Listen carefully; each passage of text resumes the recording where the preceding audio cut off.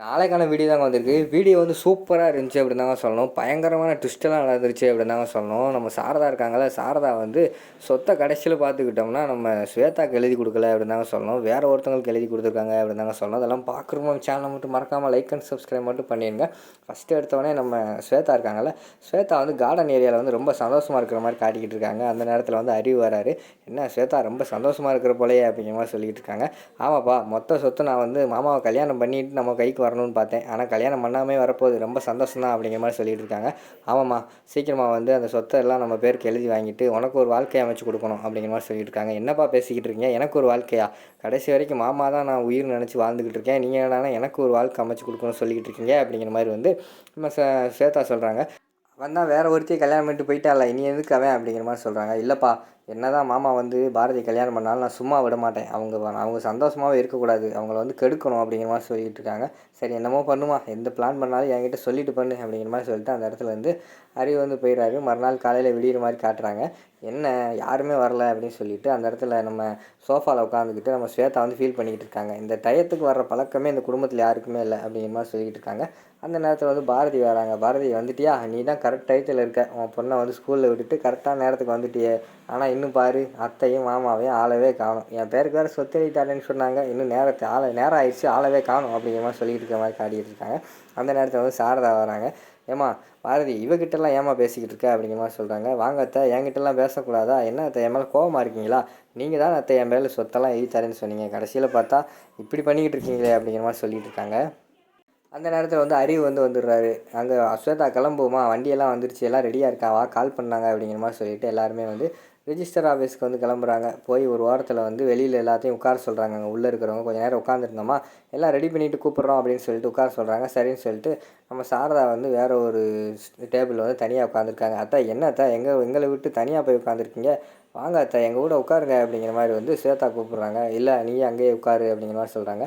என்ன அத்தை, என் மேலே கோவமாக இருக்கீங்களா? நீங்கள் தானே சொன்னீங்க எனக்கு வந்து எல்லா சொத்தும் எங்கள் பேருக்கு நானே எழுதி தரேன்னு சொல்லிட்டு இப்போ என்ன கோவமாக இருக்கீங்க அப்படிங்கிற மாதிரி சொல்கிறாங்க. அதெல்லாம் ஒன்றும் கிடையாது, பேசாமல் இரு அப்படிங்கிற மாதிரி சொல்லிட்டு இருக்காங்க. அந்த நேரத்தில் உள்ளே வந்து கூப்பிட்றாங்க. வாங்க, உள்ளெல்லாம் ரெடி ஆகிடுச்சு, வாங்க கையெழுத்து போட வாங்க அப்படி சொன்னோன்னே உள்ளே வந்து கூப்பிட்றாங்க. போன உடனே அந்த பத்திரம் பதிவில் வந்து கேட்குறாரு. ஏம்மா, நீங்கள் வந்து முழு சம்மதத்தோடு தானே இந்த சொத்தை வந்து எழுதி கொடுக்கீங்க, உங்களுக்கு எதுவும் பிரச்சனை இல்லைல்ல, உங்களை யாரும் மிரட்டினாங்களா அப்படிங்கிற மாதிரி கேட்காங்க. மிரட்டினாங்களான்னு கேட்டவொடனே டக்குன்னு வந்து ஸ்வேதாவை பார்க்குறாங்க. ஸ்வேதா கண்டுக்காத மாதிரி இருக்காங்க. அதுக்கடுத்து வந்து சாரதா வந்து சொல்லிடுறாங்க. இல்லை சார், நான் என்னோட வந்து முழு சம்மதத்தோடு தான் நான் வந்து சொத்து எழுதி கொடுக்கேன், என்னை யாருமே மிரட்டலை அப்படிங்கிற மாதிரி சொல்கிறாங்க. சரிம்மா, வாம்மா, அப்படின்னா நீங்கள் வந்து கையெழுத்து போடுங்கம்மா அப்படிங்கிற மாதிரி சொல்கிறாங்க. சரின்னு சொல்லிவிட்டு நம்ம சாரதா போய் கையெழுத்து போடுறாங்க. அதுக்கடுத்து வந்து ஆதி வந்து கையெழுத்து போடுறாங்க. அடுத்து குடும்பத்தில் உள்ள எல்லாருமே ஒவ்வொரு ஆளாக கையெழுத்து போடுற மாதிரி காட்டிக்கிட்டு இருக்காங்க. கையெழுத்து போட்டு முடிஞ்ச உடனே அந்த பத்திரம் பதிகிறவர் சொல்கிறாரு. கொஞ்ச நேரம் வெயிட் பண்ணுங்கள் சார், எல்லாத்தையும் நான் வந்து பேரை மாற்றிட்டு உடனே டாக்குமெண்ட் எல்லாம் கொடுத்துட்றேன் அப்படிங்கிற மாதிரி சொல்கிறாங்க. உடனே அறிவு வந்து கேட்காரு. என்ன சார், முன்னாடியெல்லாம் 1 மாதம் 2 மாதம் ஆகுன்னு சொல்லுவாங்க, இப்போ உடனே மாறிடுமா அப்படிங்கிற மாதிரி கேட்டவொடனே, என்ன சார் அந்த காலத்தில் இருக்கீங்க, இப்போ எல்லாமே கம்ப்யூட்டராக மாறிடுச்சு, டக்கு டக்குன்னு எல்லாமே மாறிக்கிட்டு இருக்கு அப்படிங்கிற மாதிரி சொல்கிறாங்க. சரி, நாங்கள் வெளியில் வெயிட் பண்ணுறோம், நீங்கள் எல்லாத்தையும் ரெடி பண்ணிட்டு கூப்பிடுங்க அப்படிங்கிற மாதிரி சொல்கிறாங்க. அந்த நேரத்தில் வந்து டக்குன்னு வந்து சாரதா வந்து கோவப்பட்டு விறுவிறுன்னு காரில் ஏறி போயிடுறாங்க. பின்னாடியே வந்து நம்ம ஆதியும் பாரதியும் வெளியில் வராங்க. அந்த நேரத்தில் வந்து நம்ம அறிவு வந்து கேட்காரு. என்ன மாப்பிள்ள, அக்கா விறுவிறுன்னு கோவத்தோடு போயிட்டாங்க போல், என்ன விஷயம் அப்படிங்கிற மாதிரி சொன்னோன்னே, இல்லை வேலை முடிஞ்சிருச்சுல அதனால தான் போயிட்டாங்க அப்படிங்கிற மாதிரி சொல்லிட்டு விறுவிறுன்னு வராங்க.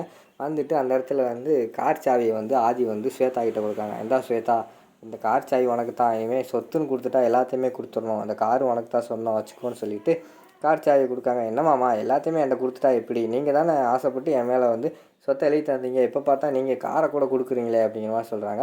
இல்லை, சொத்துன்னு கொடுத்துட்டோம்னா எல்லாத்தையுமே கொடுத்துடணும், சொத்துக்குள்ளே தான் அந்த கார் இருக்குது, அதனால் அந்த கார் உனக்கு தான் சொந்தம், கார் நீயே வச்சுக்கோ அப்படிங்கிற மாதிரி சொல்லிவிட்டு அவங்க கிளம்புற மாதிரி காட்டிக்கிட்டு இருக்காங்க. இங்கிட்டு பார்த்தா சரி போகட்டும்ப்பா, விடுப்பா அப்படிங்கிற மாதிரி வந்து நம்ம அறிவு சொல்கிறாங்க. உடனே வந்து நம்ம ஸ்வேதா சொல்கிறாங்க. அதை எப்படிப்பா விட முடியும், என்னை வேண்டான்னு சொல்லிட்டு பாரதியை கல்யாணம் பண்ணிட்டு அவங்க மட்டும் சந்தோஷமாக இருந்துடணுமா? சொத்து வந்து நம்ம பேரில் மாறிடுச்சு, இனிமேல் வந்து பாரதி கிட்ட போய் நான் உண்மையை சொல்ல போகிறேன் அப்படிங்கிற மாதிரி சொல்கிறாங்க. என்னது உண்மையை சொல்ல போகிறேன் அப்படிங்கிற மாதிரி கேட்டவொடனே, ஆமாம், அவங்க நிம்மதியாகவே இருக்கக்கூடாது, அவங்கள சும்மா விட மாட்டேன், பாரதி கிட்ட போய் நான் உண்மையை சொல்லிவிட்டு அவங்க 2 பேர்த்தையும் வந்து கண்டிப்பாக நான் வந்து இனிமேல் சேர்ந்து இருக்கவே விட மாட்டேன், 2 பேரும் பிரியட்டும், சொத்து நம்ம கைக்கு வந்துருச்சு, சொத்து இல்லாமல் பாரதி இல்லாமல் எங்கள் மாமா வந்து நடுத்தெருவில் நிற்கணும், அதை பார்த்து நான் வந்து ரசிக்கணும் அப்படிங்கிற மாதிரி வந்து ஸ்வேதா சொல்கிறாங்க. இதெல்லாம் தேவையாமா அப்படிங்கிற மாதிரி சொல்கிறாங்க. அப்பா, உங்களுக்கு அதெல்லாம் தெரியாது, நான் அதை செஞ்சே தீருவேன் அப்படிங்கிற மாதிரி சொல்லிவிட்டு விறுவிறுன்னு ஆட்டோவில் ஏற போகிறாங்க. அங்கிட்டு பார்த்தா நம்ம பாரதியும் ஆதியும், ஆமாம் ஆமாம் நில்லுங்க அப்படிங்கிற மாதிரி சொல்கிறாங்க. என்ன ஸ்வேதா அப்படிங்கிற மாதிரி கேட்காங்க. இல்லை, நான் வந்து பாரதிக்கு வந்து ஒரு கிஃப்ட் கொடுக்கணும், கல்யாணத்துக்கு கூட எதுவுமே பண்ண முடியல, இப்போ நான் தான் கிஃப்ட் கொடுக்கணும்னு நினைக்கிறேன் அப்படிங்கிற மாதிரி சொல்கிறாங்க. ஆதிக்கு வந்து புரிஞ்சு போச்சு இவ தான் சொல்ல போகிறா அப்படின்னு சொல்லிட்டு பாரதியெல்லாம் ஒன்றும் வாங்க மாட்டாங்க, அவங்களுக்கு தேவையில்லை அப்படிங்கிற மாதிரி சொல்கிறாங்க. ஆமாம், அவங்களுக்கு தேவையில்லைன்னு அவங்க சொல்லலையே, பாரதி நான் உங்களுக்கு கிஃப்ட் தரேங்க பாரதி அப்படிங்கிற மாதிரி சொல்கிறாங்க. என்ன கிஃப்ட் ஸ்வேதா அப்படிங்கிற மாதிரி கேட்காங்க. நான் எதுவும் பொருள் கிஃப்ட்டோ எதுவுமே பொருள் எதுவும் இப்போ காசு அந்த மாதிரி தரப்போகிறதில்ல, நான் ஒரு உண்மையை சொல்ல போகிறேன், அந்த உண்மையை கேட்டால் நீ இந்த வாழ்க்கை முழுக்க வந்து என்னை மறக்கவே மாட்டேன் அப்படிங்கிற மாதிரி சொல்கிறாங்க. அப்படி என்னது சொல்ல போகிற அப்படின்னு சொல்லிட்டு ஸ்வேதா வந்து சொல்ல போகிறாங்க. அந்த நேரத்தில் வந்து அறிவு வந்து ஏய் ஸ்வேதா இங்கே வாமா வேமா ஒடியாமான்னு கூப்பிட்டு போகிறாங்க. உள்ளே போய் கூப்பிட்டு போகிறாங்க. பார்த்தா பத்திரத்தில் வந்து ஒரு பயங்கரமான ட்விஸ்ட்டு பண்ணியிருக்காங்க நம்ம சாரதா. இங்கே பாரு, பத்திரம் வந்து நம்ம பேரில் கிடையாது, சொத்து முழுக்கையும் வேற ஒரு ஆளுக்கு பேர் மாற்றி வச்சுட்டா, அதாவது எவன் பெற்ற பிள்ளைக்கோ வந்து மாற்றி வச்சுட்டாங்க அப்படிங்கிற மாதிரி சொல்கிறாங்க நம்ம அறிவு. அது யாருன்னு பார்த்தா நம்ம தமிழ் பேரில் தான் எல்லா சொத்தையுமே வந்து சாரதா வந்து மாற்றி வச்சுட்டாங்க. கடைசியில் மாற்றி வச்சுட்டு இவங்க 2 பேரும் பயங்கரமான கடுப்பில் கத்திக்கிட்டு இருக்கிற மாதிரி காட்டிக்கிட்டு இருக்காங்க. அங்கிட்டு ஒரு காரில் ஏறி வந்து நம்ம சாரதா வந்து சொத்தை மாற்றி வச்சுட்டு அவங்க போய்கிட்டு இருக்கிற மாதிரி காட்டிக்கிட்டு இருக்காங்க. இந்த பக்கம் பார்த்தா ஆதி பாரதி வந்து ஆட்டோவில் போய்கிட்டு இருக்கிற மாதிரி காட்டிக்கிட்டு இருக்காங்க. அதோட பார்த்திங்கன்னா இந்த எபிசோடை வந்து முடிச்சிடுறாங்க.